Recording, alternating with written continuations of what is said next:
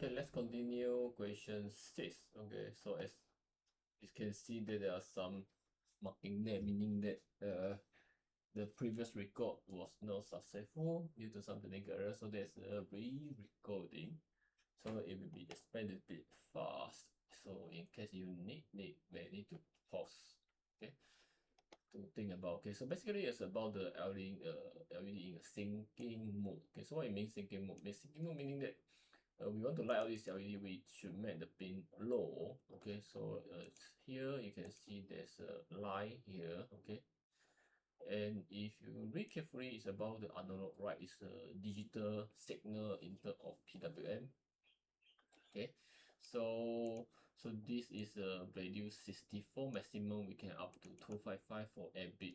Okay, this one by default is, if not mentioned, is Arduino Uno. So it's 8 bit ADC, not ADC, also know the DAC is a PWM, okay, digital signal. Okay, so if you divide, okay, the 64 to 255, you get a 25%, okay, or 0.25. So meaning that at the time of a 0.25, it will be at the high. So another 0.75 or 75%, it will be at the low. So for the duty cycle, okay, so for each cycle, 75% will be low and 25% will be high. Okay, so what it means, so since it's a syncing mode, so meaning that to let the LED light up, so we refer to how long the duty cycle is at the low step. Okay, so apparently this one 75% is at the low step. That means 75% of the time, so the LED will be light out. So it will draft this 75% brightness. We can mention about this, so that doesn't be. Okay, so next question. So this question need to sketch. Okay, need to sketch. Okay, so you can sketch using no, actually you only can sketch using your hand skill. Okay, manually. Okay, so if you read carefully, okay, there are three tasks, A, B, C. Okay, so actually this question asks us about the status for the time at the time 15 milliseconds. So priority also given, so you need to sketch manually based on what you learned from the class.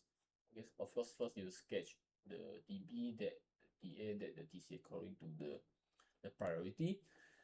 So after that, after you sketch, so you refer to the time. So it's asking the 15. So as if you see the 15, the TA is running and then TB is complete, so it's blocked. So TC is ready because it's not yet done.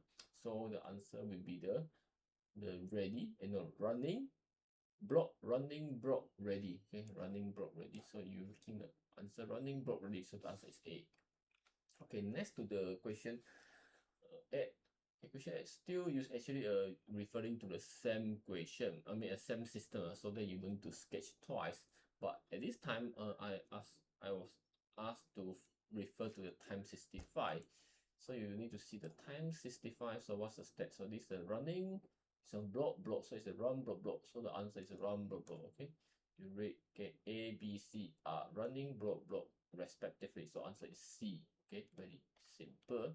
So for this question 9, basically it consists of two tasks. Okay, this is slightly tricky, but I see most of you also correct. So what is actually asking? Asking about what time the TB complete is first execution. That's mean the completion time for the TB. So first, as usual, you mark the period. So for the TA, so let's say it is the TA. Okay, TA at the top one. So we mark for its period stands on 0 to 10. Okay, 0, 10 here, assume is 20. So after that, you mark the TB.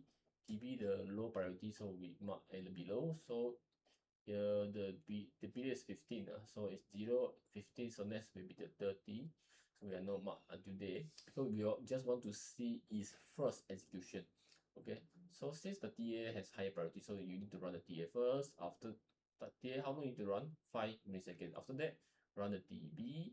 So TB should be until 11. I'm correct because it's 6. So from the 5, so you add 6, so it should be end by 11. But unfortunately, you can see that at the time 10, so the task A go to its next cycle. Since task A has higher priority, so we need to let the task A to run first. So task A run 5. After that, release the CPU. Okay, let the task B to run for the last 1 millisecond. So it turns out that it needs 60 milliseconds to be completed if you based on this analysis. So answer is C, also not so difficult. So question 10 is quite straightforward. So as usual, as you learned before, so for the hyperperiod, you break down into the least common multiple. So from the least common multiple, as you can see in the screen, so 2 to power 3 is the highest power, and after 3 to power 1 is the only one you can choose. So the answer is B. Okay, it's very straightforward.